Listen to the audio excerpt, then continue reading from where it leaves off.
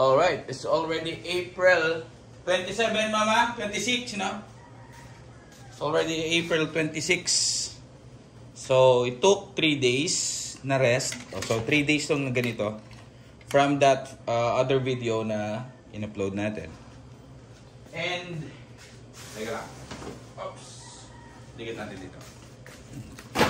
Okay. So, here it is. Ito na yung itsura niya. Close up. Yan. Yan ang itsura nung pellets na ginawa natin last time, which is the scrap na belly skin. So, yung itsura nyo na naging pellets, hindi siya pare-parehas ng size kasi nga, scrap nga eh. Yan. May maliit, may malaki. So, right now, ang kailangan natin ma-discover is tama ba yung ginawa nating pag-ooras nung ginawa natin yung pellets. Tama ba yung lakas ng apoy natin? Tama ba yung temperature na ginamit natin? Or, papalpak ba tayo pag nasa second stage of popping na ang gagawin natin? Okay? So, yun ang goal natin dito sa video na to. And, meron rin tayong mga nasagot na question. Mamaya natin masasagot yung question na, sir, yung bakit yung sa akin 30 minutes pa lang, 35 minutes pa lang, para ng chicharon. Nung kinain ko, para ng chicharon. Ngayon, masasagot natin kung ibig sabihin lang nun, kapag ito naging successful at yung sa'yo, sir, is hindi naging successful, then definitely, there is something wrong with your process. Na kailangan mo lang, step by step, sundan uli yung part 1 ng video na to. And another question and answer natin, sir, pwede bang ibabad lang yan sa mantika habang hindi lulutuin? Yes, 3 days na ito and okay. And subok na rin naman yung process na yan na ilalagay mo lang dyan. Ilalagay mo lang yan siya dyan. Tapos, kapag time na gusto mo nang magluto and iserve is kukuha ka lang dyan sa mantika. And also, another question na pwede natin, Mang Dameng, saan mo nilalagay yung mga pellets mo? Ito, naka-plastic lang. Yan. Pero ipaprocess ko na rin mamaya dyan kasi may deliver ako sa Palawan, sa Tagaytay, and also dito sa Silang Cavite. So, ito, marami pa akong pellets doon na nakatabi. This is a 4-day-old or 5-day-old na pellets. Okay, andyan lang siya. Marami pa akong naka-plastic doon. And going back here, yan, yung itsura. So, ngayon is the moment of truth. Bubuksan natin, magkakawali. And, another is, doon ko na sabihin kapag nasa kalan na. Okay? Ayusin ko lang yung kalan. Alright, so nandito na tayo sa kalan. And, meron akong dalawa. Kita ba? Okay, so ganyan na lang natin. Etong kaldero natin na merong pellets na nakababad.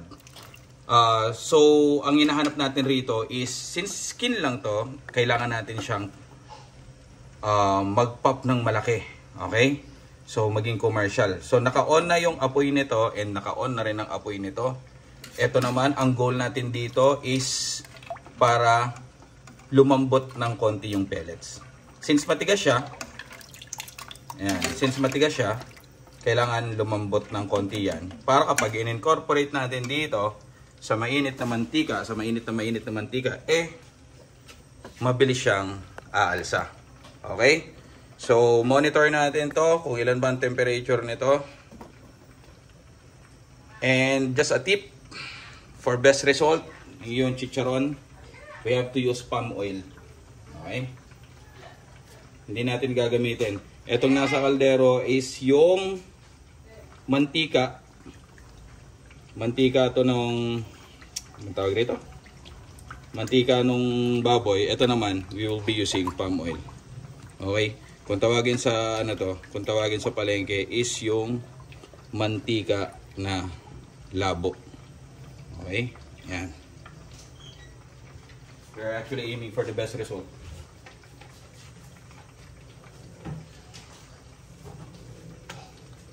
So temperature's up.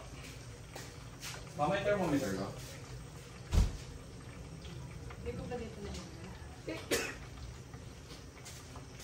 Diyan. Okay. So for much better monitoring, check natin using kitchen thermometer. Alright, balikan natin. Ayoko lang masyadong malapit tong cellphone dito kasi mag-overheat na naman to. Okay, as you can see, nakuha na natin yung temperature natin. That's 200 and still reaching up. Okay. Mama, peram ng isang cellphone, mama. Mag-timer ako. Pasuyo. So, okay na yan. Then, dito tayo sa kabila. So, dito, ang temperature natin dito is only mga less than 100. Ang kailangan lang natin dito is maligamgam. Yeah, kaya ko nga hawakan yung ano. Kailangan lang natin is maligamgam. Meaning, kailangan lang natin siya mapalambot ng konti. Kamayin ko na to. Tignan natin. So, ayan. Kailangan lang lumambot ng konti. Maging ano siya, squishy. Squishy. Yan. Ibig sabihin, kaya na natin siyang galaw-galawin. Malambot-lambot na siya. In that way, hindi na siya mahihirapan bumuka or mag-pop. Okay? Ganyan. So, malambot-lambot na siya konti. Ibalik natin dyan. Okay. So, ready na tayo. Just ready to fry na tayo. Then, start natin ang ating stopwatch. Okay, tayo ko lang to rito.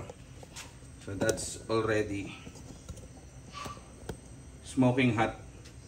200, 250, magto 250 na. Which is good. Wala nang problema. Kahit tumagpas dyan. Yan naman yung hinahabol natin. Nagaling ko ito. At mainit. Okay. So go. Kukuha lang ako ng strainer. Natundok. From dito sa kaldero natin. Okay. From dito sa kaldero natin. Kukuha ko dyan. Tapos ilalagay ko dito. So yun tama lang. Mangdaming continuous ba sa maligamgam yung tubig dyan? Yes, hayaan lang.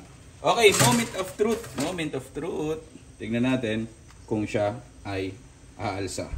So, timer starts now. Teka lang. Okay, so timer starts now. Okay. Tignan natin kung ilang segundo or minuto. Tama ba? Okay. Okay. So the question is, ganyan din ba yung nangyari sa inyo or hindi?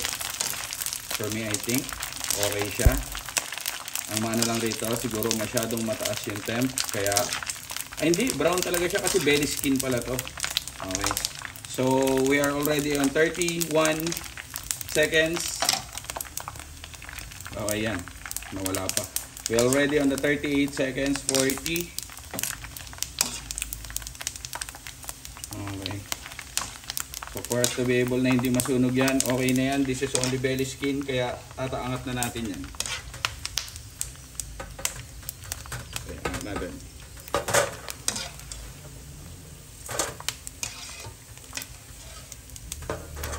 So it only took 40 seconds para bumuka siya. Okay? So another batch here. Okay. So lapag. Stop natin stopwatch. Another 00. So on. Okay. So lang. Siguro yan ang problema kapag nakababad siya sa mantika. Nagkakaroon siya ng nagpuputok-putok. Yan o. Supposed to be hindi yan dapat magtitilamsik eh. Kaso lang natalsikan ako. Init. Insikit. So 23 seconds.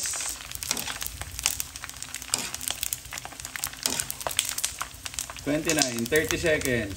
Okay. Still have 10. Gawin lang natin 40. 37, 38, 39, 40. Angat. Angat natin. Angat natin. So far, kung sa tingin nyo successful to, tama ang ginawa natin. Okay? So, okay na to. Tingnan natin. Balik tayo ron sa table. Okay. Kahango lang natin. Antayin muna natin siya mag-cool down ng konti. Para makita natin yung result niya talaga. So, ito siya. So, that only took 45 seconds.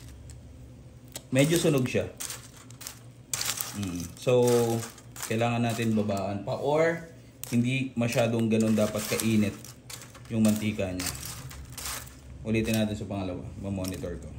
So, ito. I therefore conclude na medyo meron siyang burned na amoy. Okay, siguro dahil kasi maliliit.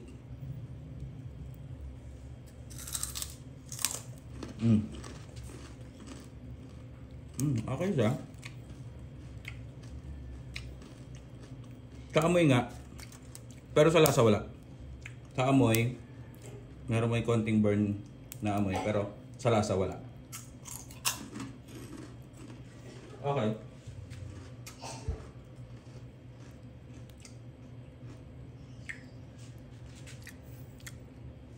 Okay.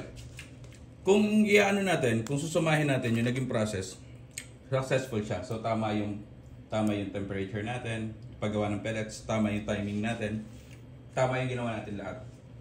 So if you also want to have this result, talagang sundan nyo lang yung part 1 natin. Kahit ngayon lasa, lumasa eh. Ang galing. Kung mga pang snacks lang sa bahay, pwede na ito.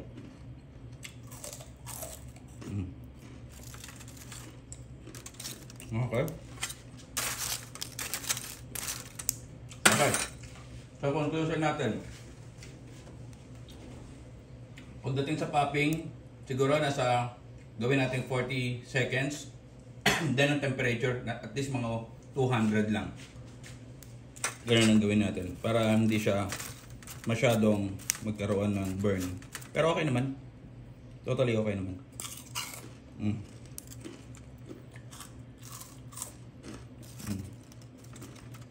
Leg naman. Okay. So, na-answer na natin yung mga question. Also, yung mga hindi pa rin nakakuha, same as nito ni sir. 35 minutes sir, na inano ko, maano na siya. Para na siyang chicharon. So basically, there is something wrong with your process. Ganun lang yun. Kailangan mo mag-adjust. It's only you that can answer those questions. Ako is guide lang. Kasi hindi naman pwede yung sa'yo hindi nag-work, sa akin nag-work. Diba? Ibig sabihin, may mali kang nagagawa. Okay?